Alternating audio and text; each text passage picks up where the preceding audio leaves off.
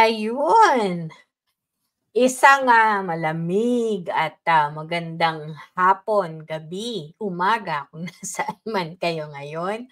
Oy, thank you very much sa mga nauna 'no, at shout out kay Kalidia Olivia Lesh. Oh, my dear, taga saan ka? Para malaman ko naman kung saan-saan na ang mga nanonood sa atin sa ating weird na oras 'no.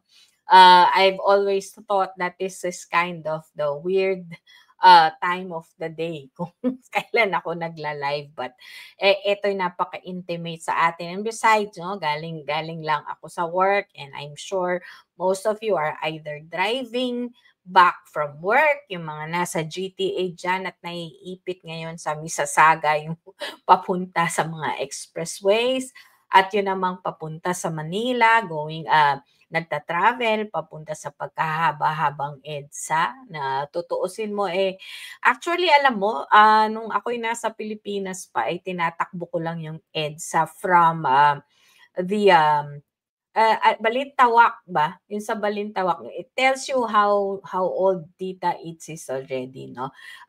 Nakukuha ko yun ng 20 minutes hanggang Ayala.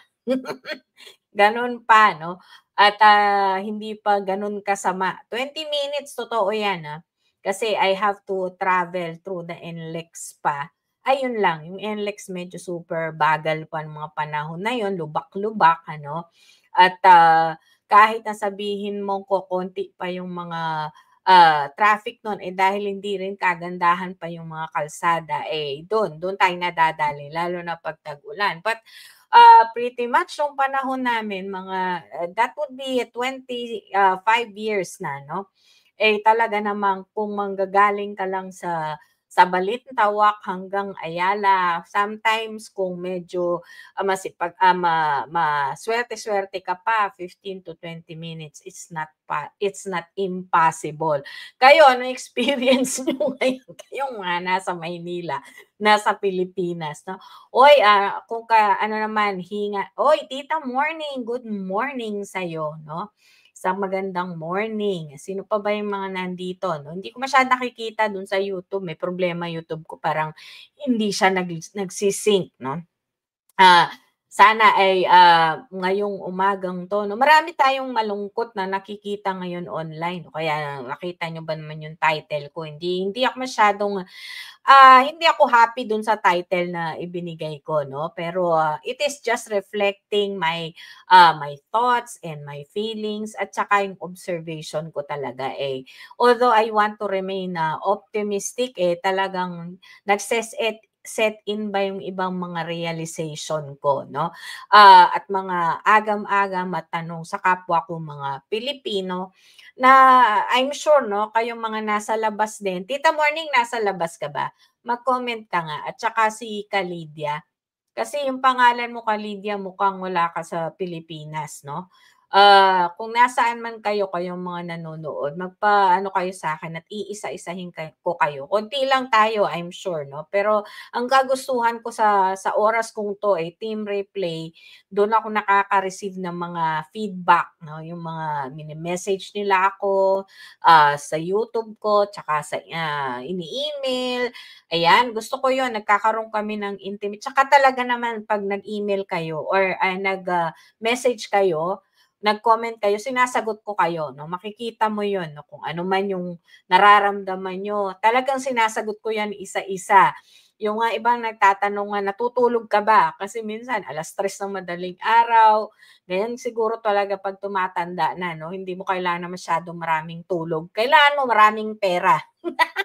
Tulog hindi, 'di ba? Agree ba kayo? Mag-thumbs up lang kayo kung nag-a-agree kayo dun. Who needs sleep? We need money, 'di ba? Anyway, before sounding too much like the House of Representatives here, salamat ng marami and for those na hindi pa naman nag-follow po sa aking YouTube at saka sa Facebook, tulong-tulungan niyo na rin lang po ako para mas madami tayong nagkakakuwentuhan dito. So, today po, ano ba yung sinasabi kong, medyo, mabigat na pakiramdam 'no, iniisa-isa ko po yung mga kasamahan kong mga vloggers na pinapanood. May panahon po na nakikita ko may mga pinanghihinaan na ng loob ano. At of course, ang dami nating rason kung bakit nagkakagano'n. Sa Sabado yata, anong araw ba 'yun? December 7 ba yung sinasabi nilang, binadgetan ng limpak na salapi 'no, para lang doon sa pro-BBM rally, 1 point something billion 'no. Kung tutuusin mo, sobra at, masyadong garapalan na suporta 'yun para lang sa isang, para lang, to show force ba 'no, to flex their muscles na patumbahin kung ano man yung, effort diyaan sa EDSA or sa kung ano man anti na pagtitipon na meron na ngayon, alam niyo naman po, very organic tayo 'no. Tayong lahat alam natin 'yun, tayong mga, nakakaintindi, nakakakita sa kung ano-ano mang nangyayari, alam nating organic 'yan. Ultimong, bote ng mineral water na iniinom at pinapadala dun, galing yan talaga sa bulsa ng mga willing lang mag-volunteer. Wala po tayong 1.5 billion para lang isuporta sa kung sino man yung, dadalo diyan sa hinayupak na, pagtitipon na yan. Darwin Closa, Joselito Candido Bederio, salamat ng marami, sa pagsama niyo kay Tita Eats this morning. So, yun ang medyo kinakabahan tayo, napakalaki po ng kanilang pagtitipon at, apparently talaga ah, para maging, pakita nila na talagang kayang-kayanin nila ang, kung sino man ang magtatangkang, paalisin or patalsikin sila sa gobyernong 'to. Alam niyo po, nagninilay-nilay po tayo sa mga kaganapan ano, at, bibigyan ko lang po kayo ng konting flashback 'no. Nakita niyo yung title ko 'no, ano ba yung title ko? Ang title po ng ating, episode today ay "Ang Bagong Malacanang na ba ang Batasang Pambansa?" Tandaan niyo po, pinag-usapan po niyo ito natin ito bilang isang, pangit na pangarap ba? Hindi, Alam niyo nahihirapan na akong translate ng konti, bulilyaso na po ako mag-Tagalog. Bulilyaso na mag-English, bulilyaso pang mag-Tagalog, saan ka lulugar, no? Ah, So yung, ang ibig ko pong sabihin ay malamang ito'y isang nightmare 'no, bangungot. Dapat pala, a nightmare 'no, a strange nightmare ang sinabi ko dun sa title ko, kung saan ang batasang pambansa na po ay ang bagong Malacanang. Wala pong masyadong malakas ang loob magsasabi niyan, ako'y kinakabahan din 'no, kasi ito po ay, mga opinyon ko lamang pero alam ko po may mga nasa isip niyo na rin po ito 'no, nasa isip niyo na rin po, yung iba po sa atin ay takot lang magsalita, ilabas ito 'no, dahil alam niyo na nangyayari ngayon kabila ang pananakot, meron na pong mga sabina lalo na si Attorney Trixie po 'no, ay, napabalitang meron ng sabina at yung mga pro-BBM po maya't-maya po, kami nato-troll at, sinasabihan kaming, "Hala, ganyan, alam niyo NBI na kayo, papaimbestigahan na kayo." Maya't-maya po. Kung yan po ay kinatatakutan namin siguro po lahat kami tumigil na 'no. Pero that already signifies something very, problematic sa nangyayari sa ating lipunan ngayon. Saan bansa po ba kayo nakakita na sasabihan po ang mga, vloggers nagbibigay ng opinion, kadami-dami yan, milyon-milyon yan 'no. Yung iba nasa TikTok, yung iba nasa YouTube, ang dami pa pong social media platform. Kung hangga't hindi po tayo kamay na bakal na at sinabihan na talaga tayong 'wag ng, bawal na yan, lahat yan, karapatan pa rin po natin 'yan 'no. Siyempre may mga bansa po talagang tine-take down nila 'yan, yung mga TikTok nila wala na, may mga bansang bawal talaga. So, sa atin wala naman po, malinaw pa rin po ang nasa saligang batas na puwede pa tayong magbigay ng opinyon. Oo nga, 'di ba recently, Tita Morning, good 'no? I don't talk geopolitics pero baka it just so happened 'no, Korea just declared martial law, 'no? Recent lang po is it a coincidence? I wouldn't know, pero if a SOCOR went to the Philippines to ask for, the opinion or suggestion of Bongbong Marcos, he probably went to the wrong place, or he probably did not meet with Bongbong Marcos. He probably met with somebody else. What do you think? Because sa totoo lang po, no, even though probably Marcos appears to have all the cronies, all the people that would help him come up with a genuine martial law, an official martial law, if he had the balls to do it, he would have already done it legally. Pero ang nangyayari po ngayon is ang pseudo martial law na hindi na declared, because alam mo sa totoo lang mas advantage ito eh. When you have not drawn that line, you are not responsible legally for whatever the accuser has to allege. Halimbawa, sinabi ang rights ko hindi nyo na binibigay. You are accusing the government for doing that, and therefore you have to prove that. Hirap kaya magprueba ng ganyan, no? Whereas kung nag-declare sila ng martial law, then everybody knows that there is a suspension of rights everywhere. So, hindi kasi magandang iniiwasan nila yan, Tita Morning. Iniiwasan ng Marcos regime yan as much as possible because they don't want to go to that direction again. Yung sugat ba, masyadong, ano ba tawag dito? Ang naghilom na sa panahon, pero pag nakanti mo, masakit pa rin. Naiintindihan mo ako, Tita Morning? Yung ganun ba? Naghilom na, nag-move yung mga tao, pero pag nasiko mo yon, masakit pa din.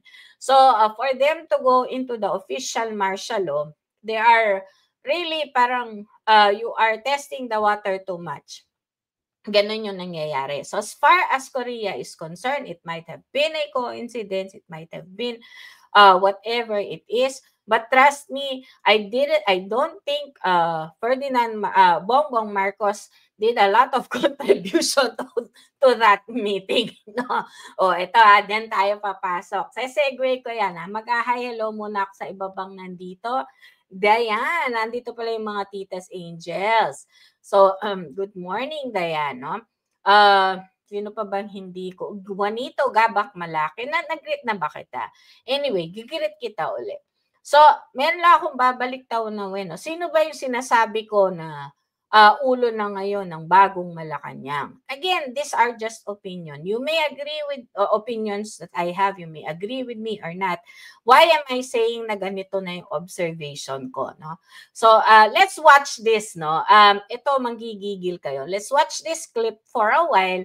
Yung unang nakita natin na something is very wrong right now, is yung talagang super duper wrong, is when, of course, itong mga nangyayari dyan sa House of Representatives pagdating dyan sa mga hearing kuno ng mga committee. Hi, Ale! Yes! Alay de la Peña. Nakakalungkot po talaga. Kinakanti talaga.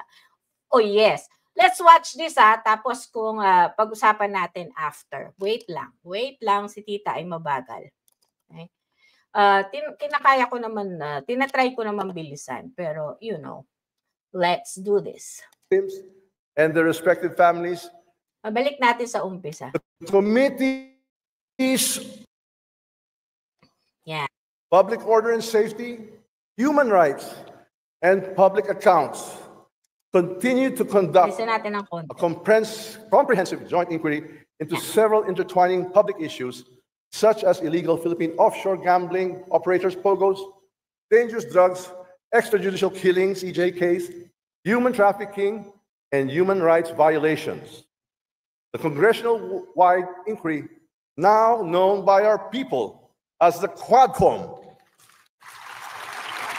aims to uncover the truth and identify the perpetrators of those illicit activities, obtain justice for the victims and their respective families, and most importantly, to ferret out the deficiencies and flaws in our existing laws and legislate the appropriate remedies. Ayan, wait lang. Ayan. So, ang nakita natin doon is yung pagyayabang niya, no?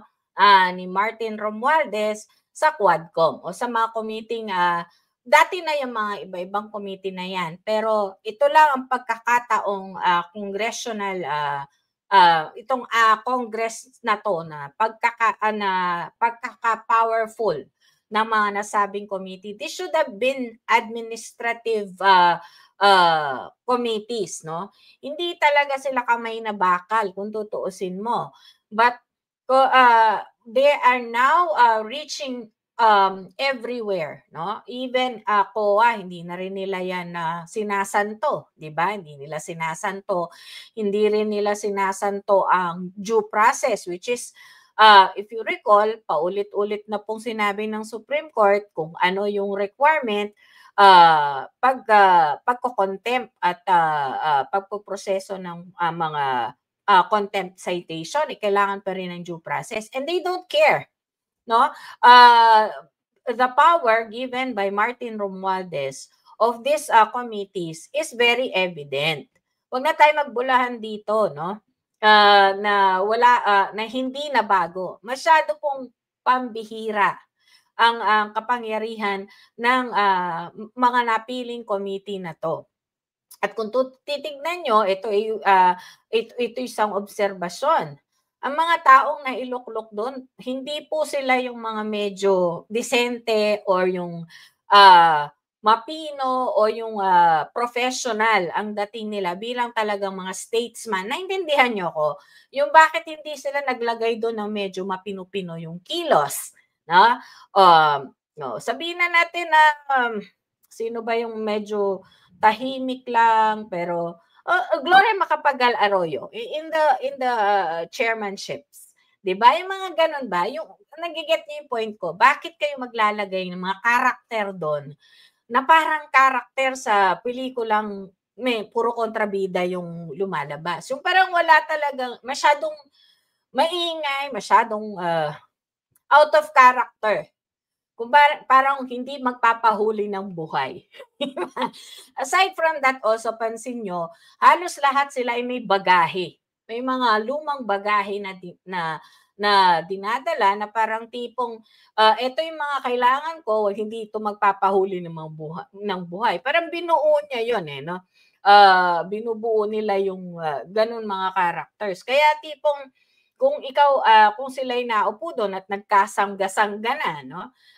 In fact, kung kayo'y mag-research, like for example, ito palang si Congressman Dan Fernandez, and I'm speaking the name correctly. Okay? So hindi nila ako pwedeng sabihan na minamali ko yung pagsasalita ko. And I am addressing the committee as Quadcom, hindi Quaccom, hindi rin mga Quatong, wala yun. No? All of them have some sort of a baggage. No? Meron yata siyang problema sa bilyong utang about yung kanyang aviation company. Tapos, of course, nandyan yung mga NPAs, lahat yan may bagahe. Castro is a convicted felon. And then you have Paduano who is may problema lahat in short, no? Si Acop, I believe, was also once mayroon din problema sa graft and corruption. Lahat sila meron. Lalo na si Suarez. Not one clean individual sitting in those committees.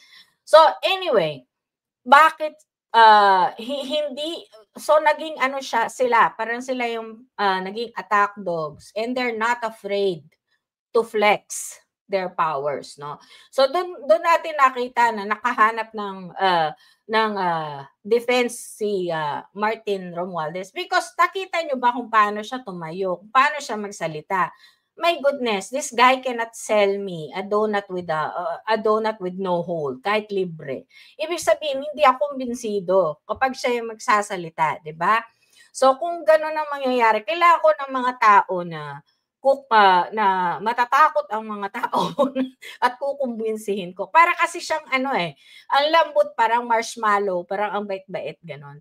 Wag niyo na ako piliti sabihin ko yung salitang alam nyo na yung ibig sabihin. Lahat tayo ay may mga kamag-anak na may kapansanan and I don't want to go there, di ba?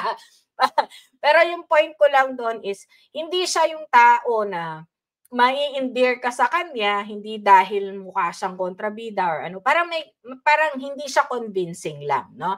Hi Nor, hi Gloria. Okay lang Nor na late ka. Okay lang 'yan. It's better late than never. Oh, 'di ba? O siya, so yon. Ngayon, we know where I'm going with this, no? So tingnan lang natin yung mga nakaraang kong post at pag-usapan natin kung kayo ba'y kumbinsido din na at this point parang may handover na sa kapangyarihan, no? Parang hindi na talaga tayo being the president is no longer running the show or is not a president as we know, no? Kaya sabi ko nga, ang batasan na ba ang bagong Malacanang? So nag-umpisa tayo dun sa mga pronouncements niya, no? Of course, yung latest, yung impeachment. So I'm gonna go sa aking mga post kasi doon ayokong gumamit ng ibang post, but mostly I already talk about the things I want to talk about sa mga post ko. At kung kayo ay nag-a-agree, let me know, okay? So, 1 second lang. Okay, there. So, dito, anong sinabi ko dito? Citizen Marcos, sabi ko, if it acts like a duck, quacks like a duck, it's a friggin' duck. Okay? So, as Martin Hinos, ano bang ibig ko sabihin nito? Hindi masyadong kumikilos presidente natin. May sasabihin siya, hindi naman nasusunod. Gumagawa ng ibang aksyon against or taliwas sa kung anong sinabi niya. So, ano pa ba, wala siyang hindi niya alam kung ano nangyayari sa maraming oras, no? Magbibigay siya ng yun nga, yung direct order or even just, an instruction na to do something. Everybody does it anyway. Diba? So, ano bang ibig sabihin nun? You have the highest position in the land who has no control whatsoever with a lot of the things that's supposed to be within his executive powers. Diba? So doon mo naiisip, is there really a rift? Is there something going on between the Marcos and between Martin Romualdez? Hindi ko pa rin masagot 'yan, no? Hindi ko pa rin masagot 'yan. But what it boils down to is the weakness or the incapacity of BBM to make that stand. Kasi ang tanong ko eto, no? Kayong mga bumoto sa Marcos or yung mga maka-Marcos pa rin ngayon, hopefully you can listen to me. I'm no longer talking about being a pro-Duterte or wanting to have Sara sit as the sitting president in 2028 when her time comes, or now kung hindi kaya talaga ni Marcos and she becomes the next in line. Ganun naman tayo. Kasi sumusunod tayo sa batas, di ba? Pero bakit kayo ng mga talagang solid loyalistang Marcos, bakit nyo hinahayaan si Martin Romualdez to overtake what is rightfully, well, quote-unquote, Marcos's authority? Sasabihin mo sa akin kasi hindi kaya ni Marcos. No, there are things that he's already made a decision on. Bakit si Martin pa rin ang nagdidesisyon? Okay. So sasabihin nyo na naman sa akin, baka may hawak si Martin against Marcos, but these are all speculation. Ang point lang is, dapat din kayong magalit bakit binabalahura ng House of Representatives yung binoto nyong presidente. Tama ba ako? So doon ka mag-iisip. Kaya rin ako napaisip na, teka lang, bakit ganon? Kung talaga maka-Marcos kayo, bakit? Kahit pa ano pang kahit nagkangkangan pa yung dalawang yan, even though you know that they're in it together. Kapag nasosobrahan na, tino-overtake na yung kapangyarihan, nagmumukha ng tanga yung pangulo ninyo na mahal nyo, di ba kayo aalsa? Ibig sabihin yan, hindi kayo maka-pro BBM. Anti-Duterte lang kayo. Diba? So isipin niyo mabuti kung ano ba talaga yung gusto niyo. Kasi kung ako yan, no, let's say, hindi ako pro Duterte at alam niyo hindi, at for example, I am a pro BBM kunwari. Di ba ako dapat magalit? Dapat 'di ba, yun yung natural reaction eh, 'di ba? Anyway, kung may mga comment kayo diyan, pag-usapan natin. Oh, ano, eto. This one, I took this from Joey, and I think she took it from Alex. And pasapasahan na yan, no? Bakit sinabi ko ditong, again, the House of Representatives is the new Malacanang. Ang tanong ko na naman, gusto na ba ng taong bayan yan? Okay? Bakit? Eh, may rules kasi, no, na ang certain batas, pag umabot na sa isang certain stage, ang rule is tuloy-tuluyan na, isa batas na. Eh ito about retirement yata, to extend the retirement age of particular military people. Para lang yata, no? And this is again speculation. Para si Marbil umabot doon sa point na pwede pa siyang magtrabaho up to the next election. No? So in short, iyan is speculation, no? Pero yung ang point diyan, bakit natin tinatanong is bakit patapos na yung batas na yan, ibinalik pa for revision? So, doon yung sinasabing, anyari, these rules are not found in any of the rule guides, no, sa legislation. So, wala nang sinusunod. If you recall, during deliberations din, no, nung pinutol na lahat ng tradisyon ng House of Representatives, pinutol na lahat. That was the first time in 20 years daw, according to Congressman Marcoleta. This particular House of Representatives is not beholden to any law.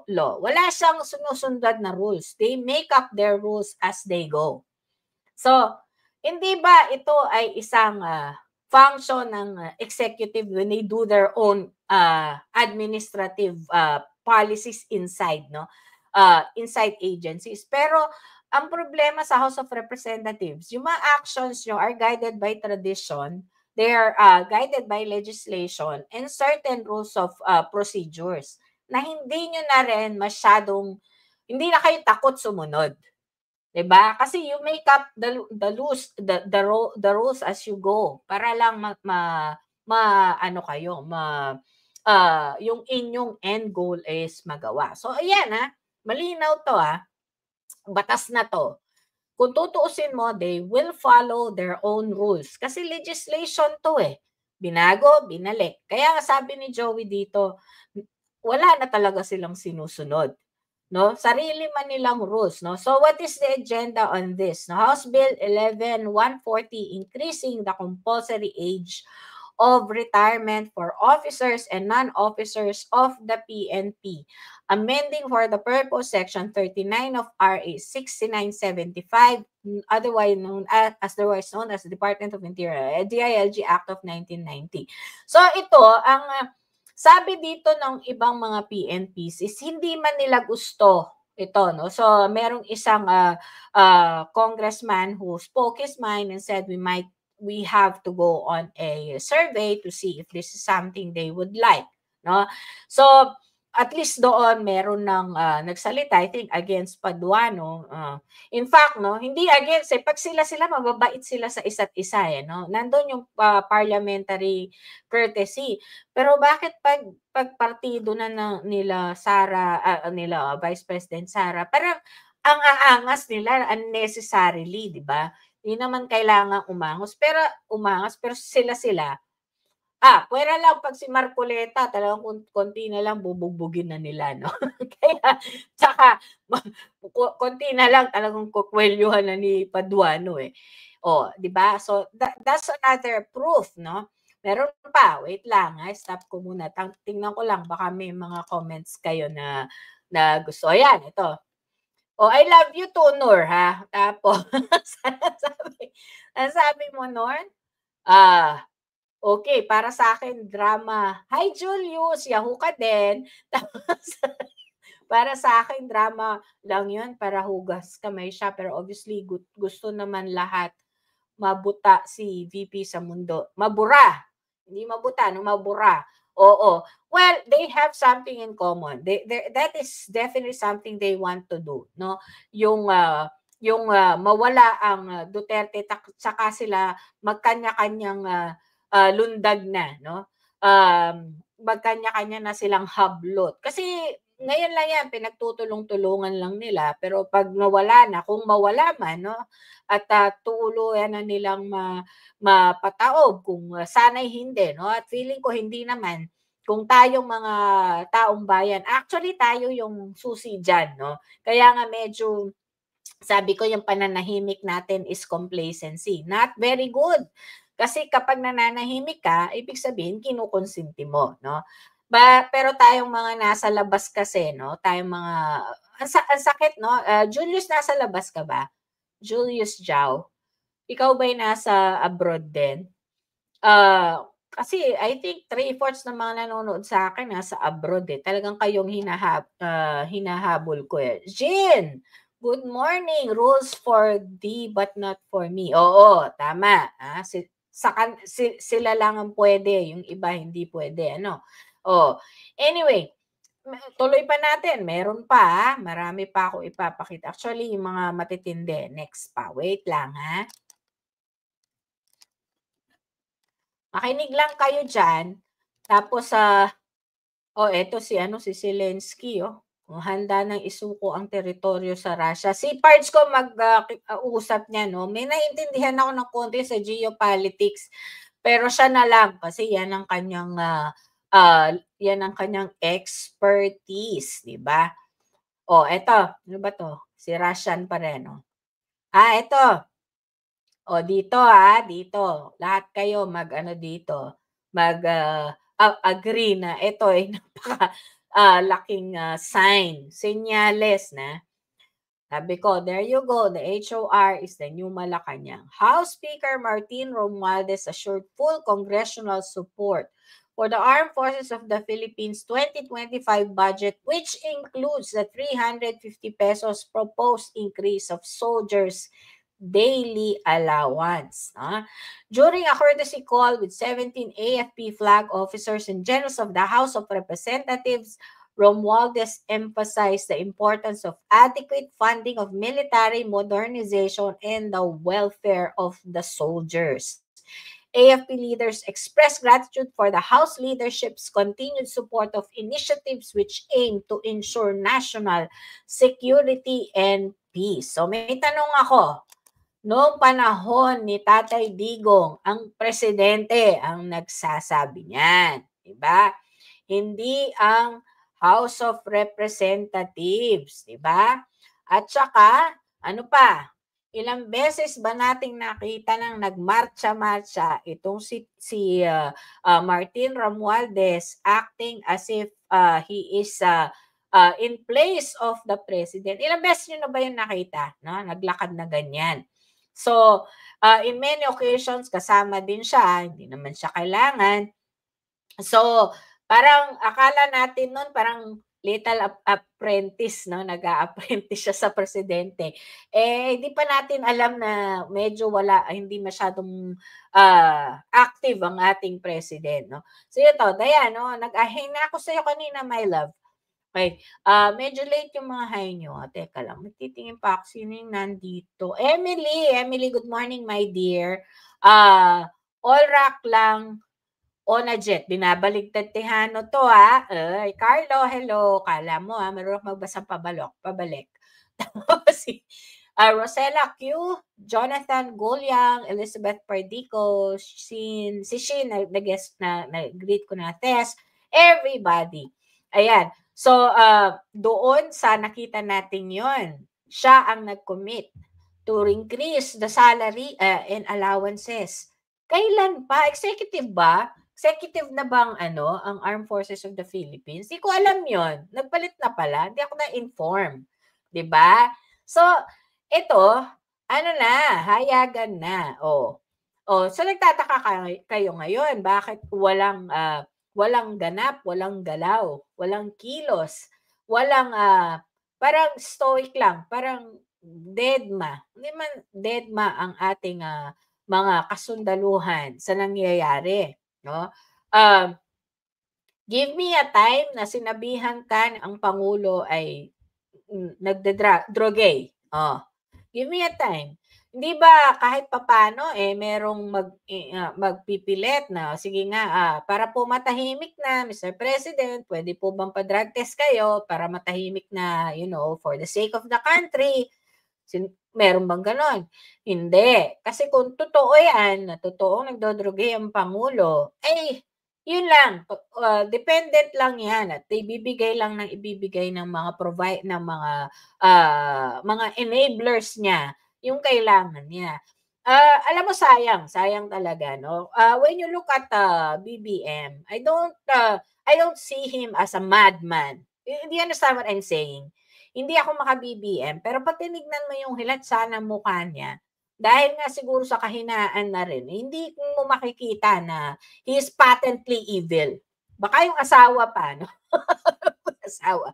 Kaya nandun na nakahawak na ng kapangyarihan and, at dahil diyan of course when evil is already giving you, the world 'no, at ikaw ay nasanay din naman sa gano'n, ayun yun na patay na 'no.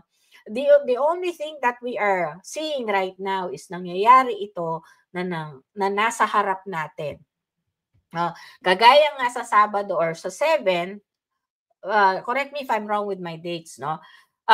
Yun nga is magpapadala binudgetan ko noon ng 1.5 billion according sa mga sources natin ang along EDSA, to put people there 'no, para daw subdue kung ano mang activity. But I hope and even if I'm not there 'no, even if hindi nananawagan kung sino man ang dapat manawagan, and even if you don't believe in it, 'di ba natin kayang ipamukha na hindi tayo lahat mukhang pera at mas marami tayong hindi nila kayang bayaran, kahit isang araw lang. If we wanna show force, we wanna show the force together. Ang ibig sabihin is, even if wala tayong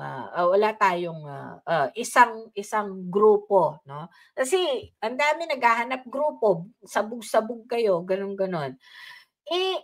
Ganito lang 'yan, nung panahon din namin ganyan naman, 'no. Ang ginagawa lang namin dahil hindi kami umaasa na may magpapatubig sa'min, o hindi kami umaasa na may magpapakain sa'min, baon-baon din tsaka may paper bag, plastic bag para hindi na kami mag-expect na may maglilinis after us.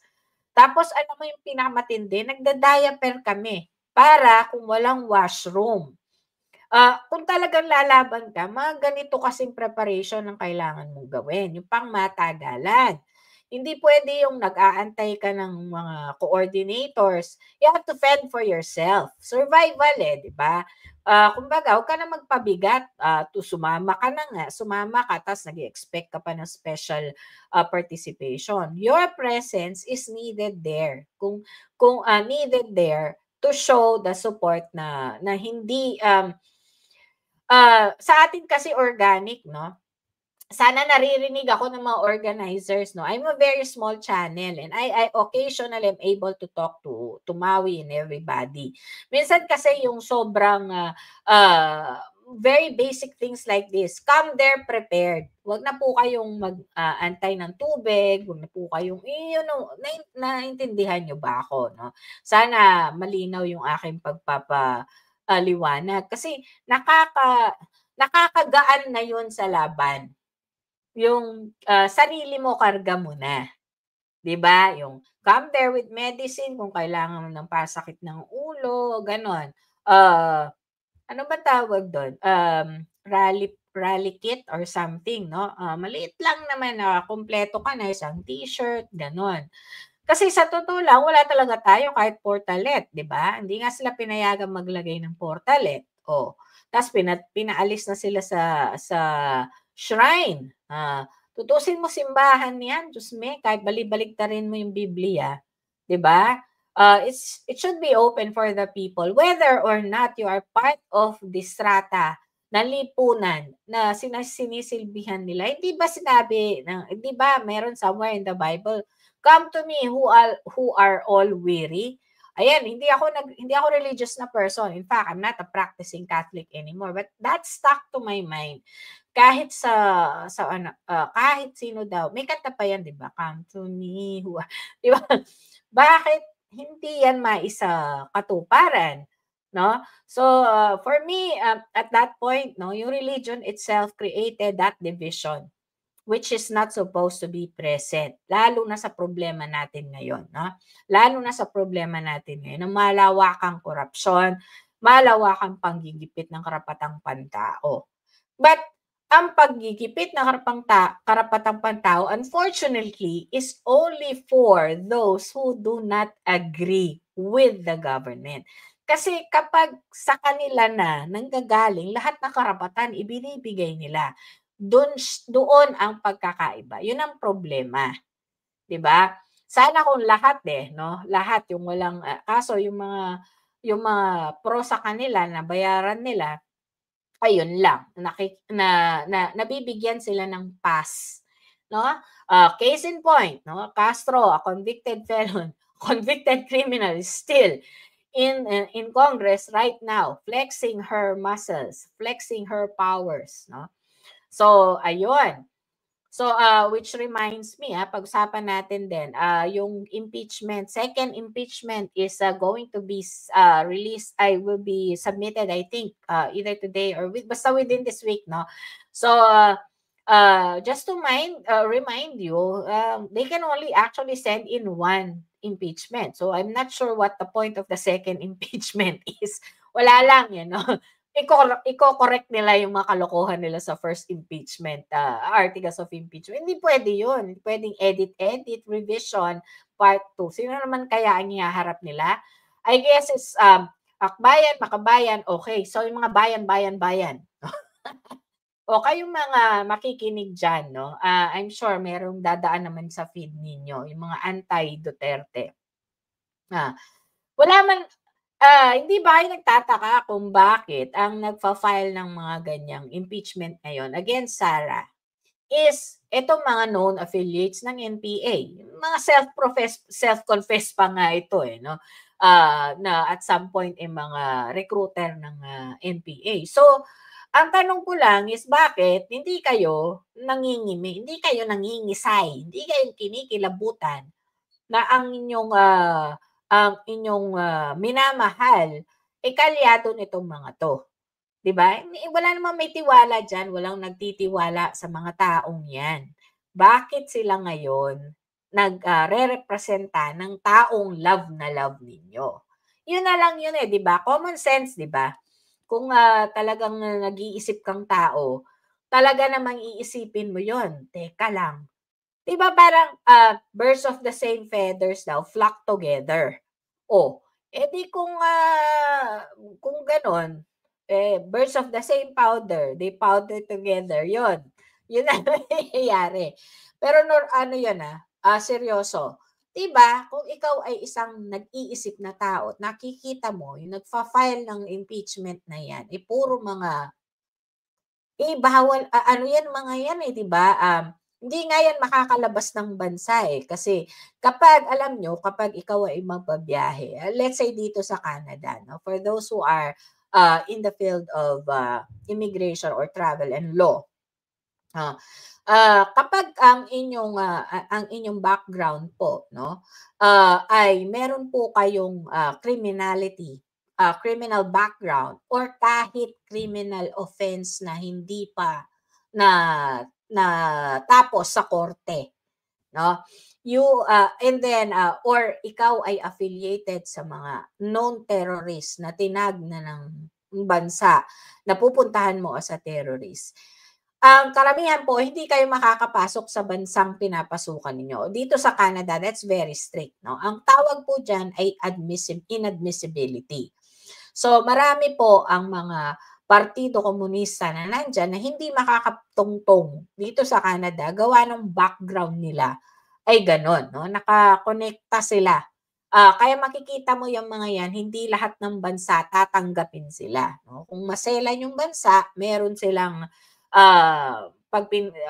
inano yung kanilang passport ay lilitaw yan.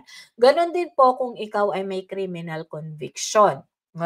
So, kung lalo na kung ito'y pinag-uusapang mga international crimes na mabibigat, ay lalo kang hindi makakalabas. Kaya po yung iniipit nila sila VP Sara, sila PRRD para magkaroon ng isang matinding mantsa sa kanilang pangalan bilang they have violated international laws, human rights violation. Yan po ay maraming mga bansa po ay tatangging kunin sila. Pero may mga bansang kaalyado po ang PRRD na talaga namang open na open kasi hindi nila susundan yung mga ganon. No? So lahat ng immigration rules po ay hindi pare-pareho. Ano bang example? Si Garma. Hindi po ba si Garma hindi natin alam. Pinalaya ba yan? Tinago? Kasi kapag humarap siya sa Senado ay kung ano-anong hindi kasi siya marunong magsinungaling. No? Umiiyak kagad. Madali siyang mahuli sa kanyang bibig. So kaya siguro yan ay pinalabas. Hindi ba sabi niya wala na siyang passport, ay wala siyang visa?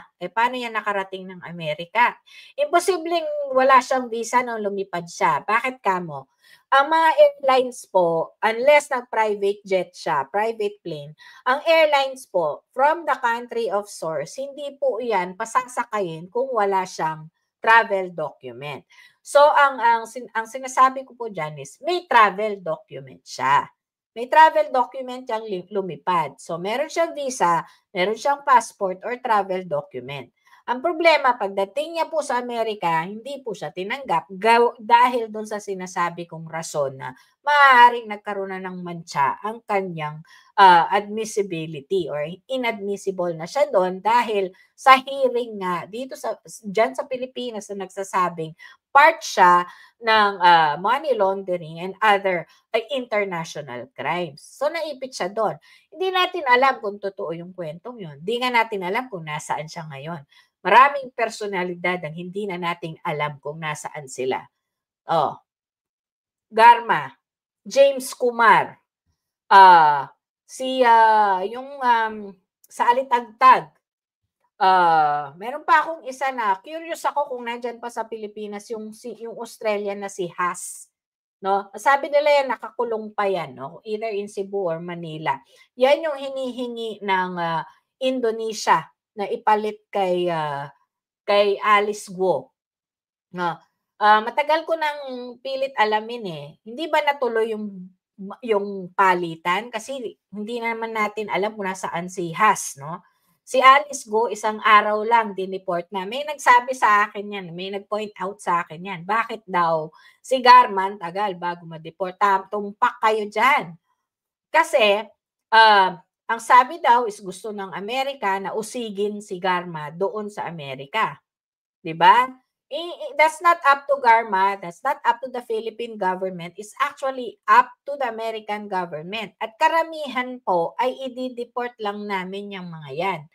Unless may mga na perwisyo din siya sa bansa namin. For example, dito sa Canada nagpunta si Garma at dito siya nagtago ng pera at meron siyang naperwisyo dito.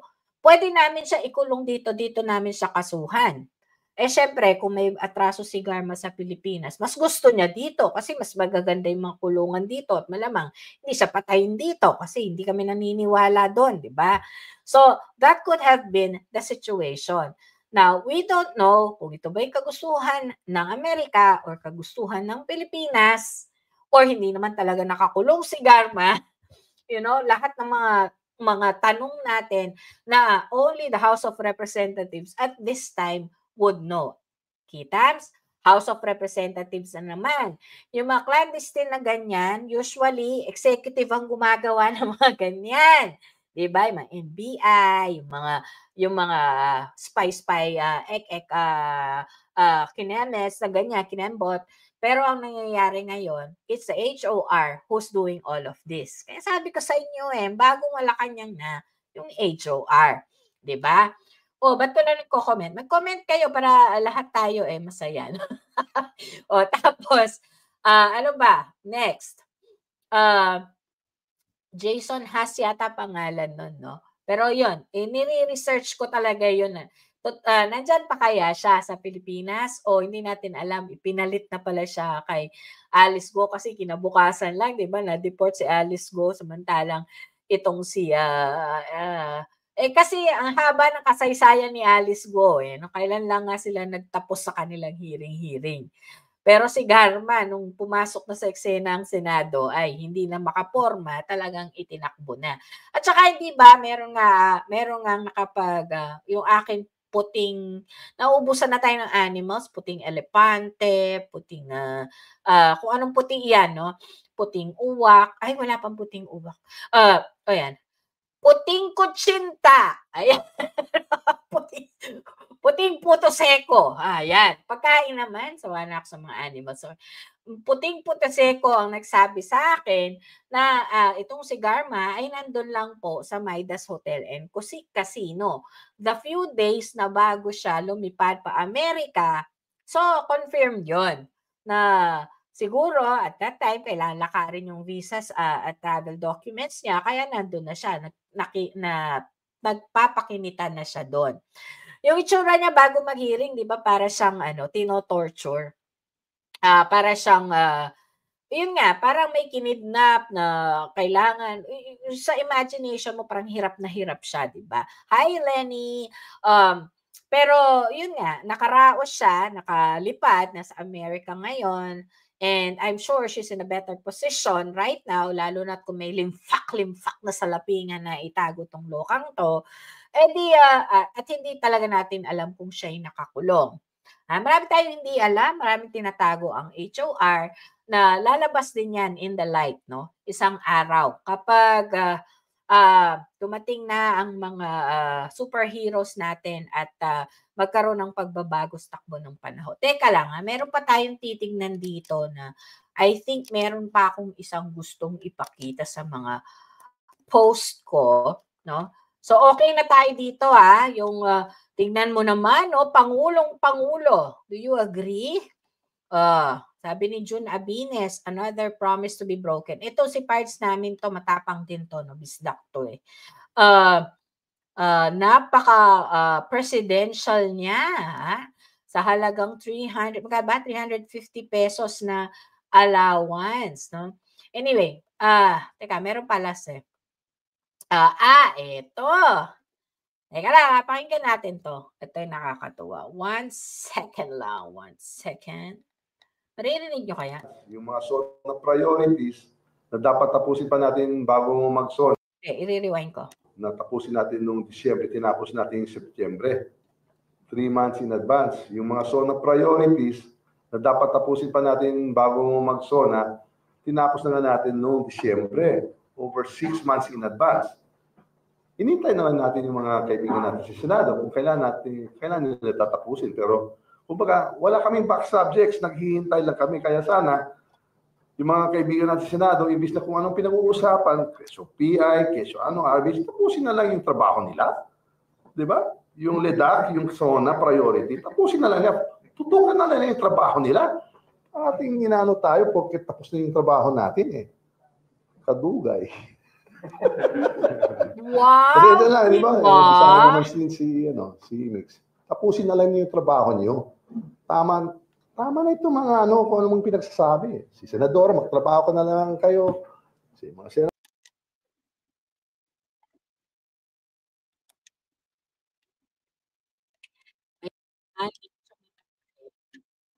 Yan. Balik tayo dito. Mukha ko wala. Ayan! Di ba? Nakita nyo? Kung tungkol sa tungkol sa kung paano ang asta niya. This was in January, and he is talking to a Senate, to the Senate as a co-equal and interdependent branch of legislature. Di ba? Kahit pa siya ang House Speaker, siyempre meron kang parliamentary respect, hindi mo parang iniinsulto mo ang partner nila yan at saka sa totoo lang, ilan lang namang libo yung bumoto dito sa taong to, no? Idagdag mo na yung 300 na kasamahan niya diyan sa Kamara. eh kinakausap niya may mga milyong-milyong mandato. So doon pa lang makikita mo na who is the boss, 'di ba?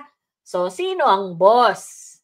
Sino ba yung nagbibigay ng budget? Sino ba yung humindi at itinuloy pa rin ang impeachment, 'di ba? Kahit sabihin mong yung mga kalokohang sinasabi nila na private individuals ang nag-file ng impeachment, sino ba ang nag-endorse? Hindi ba congressman din? Kailangan din ng endorsement na 'yon? O hindi ba yung lahat ng mga taong nandoon ay kinausap, meron silang picture na magkakasama sila? O bakit ba sino at the end of the day, sino may pakana? 'Di ba sila pa rin? So itatanong ko 'to sa taong bayan uli 'no. Hindi ako maka-Marcos at hindi ko gusto na na mapanatili ang kabugukan sa lipunan ng isang incompetent na pangulo. Ang point ko lang is, we voted an incompetent president. If it's the legal way of winning, why is somebody else without a mandate taking that place? 'Di ba? Dahil lang mahina siya. Tapos kung sino yung mga bumoto, bakit pinapabayaan lang? Kung talagang kayo ay kung talagang naiintindihan niyo po yung sitwasyon, by hurting the Dutertes, continuously hurting them, it does not remove the fact that you have removed the power yourself from your sitting president. 'Di ba? Tama ba? Meron tanong si Len dito. Meron po akong itatanong sa mamaya. Sige mamaya. Mamaya na Lenny, personal pala 'yan 'no. 'Wag lang math 'no, medyo mahirap. Anyway, pero naintindihan niyo yung point ko. You may agree with me, you may not, but it's really weird for this pro-BBM people who voted him into office, believing in him, na inaaway tayo, o unless wala talagang pro-BBM. Gets nyo? Baka puro ano 'yan, yung mga Unipink, na yung mga Pinklawan, yung mga Dilawan, baka walang pro-BBM. Kasi kung merong pro-BBM, Diana, do you get my logic 'no? Nag-uusap tayo, sino pa ba yung mga, Hi Ruth, Chel, si Judy, Lenny, o sila Carlo, kayo ba, nage-gets niyo yung aking logic? Kasi kung may pro-BBM, medyo aalma din 'yan kung bakit sinasapawan siya nitong mama sa House of Representatives, 'di ba? Ngayon kung ang point, wala na pala talagang pro-BBM at ito yung mga pink na lang at yellow, 'yan ibang pag-uusapan 'yan, talagang ibabaon nila si BBM, pero akala kasi nila kakayanin nila si Martin, 'no? So, hindi pa po, wala pa po tayo sa gano'ng usapan. Buhay at lumalaban pa po ang aming ideology. Buhay pa at kumakasa pa si Sara. Hindi dahil magiging presidente siya ngayon. Hindi, kung hindi dahil inaagrabyado niyo siya ngayon. Iba kasi yun eh. She never said, I will be president now. She's just saying, let me work. Leave me alone. You never know, di na nga tatakbo yan sa 2028. You wasted all these resources. You wasted the opportunity, Mr. Marcos, to show what you are made of. You wasted the opportunity, Martin Romualdez, to show that you can also be a president when time comes by attacking her. Kasi by the looks of it, simpleng tao lang siya na nagtatrabaho. At kung pinabayaan nyo siyang gawa niya ng mabuti yung kanyang trabaho, malay nyo tulungan pa niya kayo. Kasi if she wanted the presidency in 2022, as she said it, she already owned it. Pinamigay lang niya, no? Hindi ako naniniwala dun kay Pami, yung kahawig ko, no? Si Pami Zamora. Hindi ako naniniwala dun sa punto de vista niya. Kasi yung punto de vista niya is sarcastic. Yung punto de vista ko is eto. Kung ganun siya katakaw sa pagkapangulo, then she would have taken that very opportunity to run after her father. Pero may mga ano kasi yan eh. May mga tinatawag silang etiquette. At saka ang tawag dito, bigyan nyo nga yung word na yun, nakalimutan ko na. Yung Mamaya ko niyan maiisip pag tapos na yung show. yung point na hindi sila gagawa ng parang mapangit sa tingin ng mga tao, gano'n 'no. Yun yung point ko. So yung, si Pami Zamora 'no, yung, best friend ngayong aking pards, mali yung point niya dun 'no. Although yung sinabi niya, niya, "Why did she not run?" The answer, Pami, is because she has the decency not not to take advantage of that situation. And the word is delikadesa. 'Di ba? Delikadesa 'yon. Okay, so maraming mga kaisipan at, tayo at may natawa. Gano'n talaga yung mga ano, senior citizen, medyo may delay, nagba-buffer, kung minsan mahina ang connection, hindi kaagad lumalabas. Anyway, sana, marami tayong, napag-usapan ngayon, and these are just my thoughts, and hopefully 'no, meron naman silang punto. At saka sana, sanayan na natin na kung hindi rin lang ako busy sa work 'no, I will try to come in at this time, tayo, close friends na tayo 'no, everyday, at para makapag-usap tayo ng ganito at mailabas niyo rin yung hinaing niyo. Kung meron din kayong mga gustong sabihin sa akin na sa labas ng politika, you think na puwede natin pag-usapan as OFWs, as immigrants and citizens and global Filipinos, shoot 'no, pag-usapan natin. Hindi masyadong matapang yung pananalita ni Tita Its, but I always make my point 'no. Yun lang. So ayun, so I'll see you tomorrow. Don't forget, always take care of yourself, huwag magpapagamit. This has been Tita It for the Soft Launch. Babu!